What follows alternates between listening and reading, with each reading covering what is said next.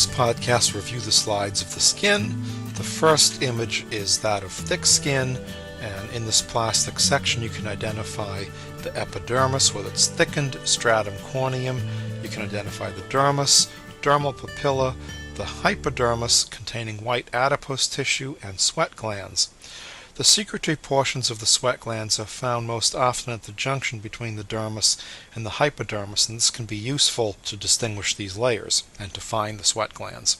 As a profile through thick skin, it's an enlargement of the previous slide. On this slide you can identify the following layers of the epidermis: the stratum basale, the stratum spinosum, the stratum granulosum, and the stratum corneum. Note that in some of the cells of the stratum basale contain melanin pigment. Also, you can observe the terminal portion of a sweat gland duct, which is coursing through the stratum corneum. A small portion of the dermis is just visible below the epidermis.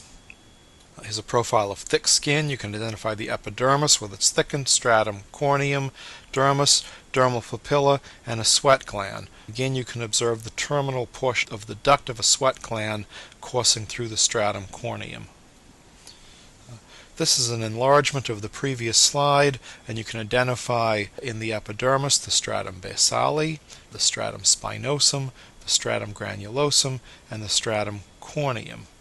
In the dermal papilla you can observe Meissner's corpuscles, which you should recall are touch receptors. You can also note the vascularity of the dermal papillae. Here's a view through the stratum spinosum. It's a plastic section. The stratum spinosum, of course, is one of the deeper layers in the epidermis, and you can see the stratum spinosum and the stratum basale.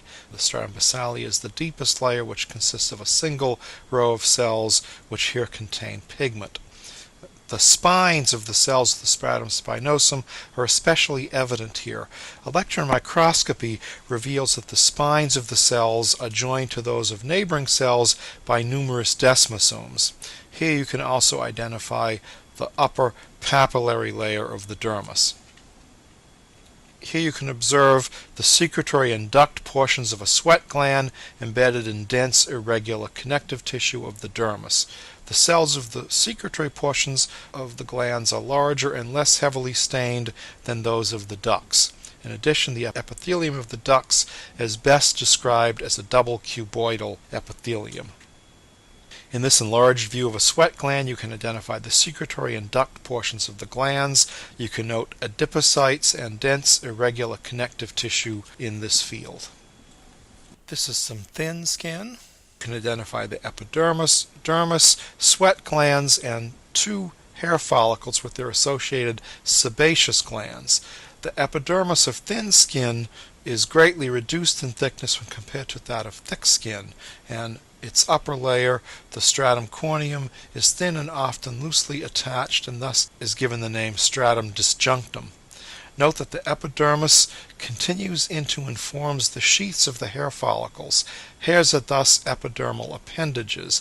A bundle of smooth muscle fibers, the erectopylae muscle, arises in the connective tissue just beneath the epidermis, passes beneath the sebaceous glands, and attaches to the connective tissue sheaths of the follicle.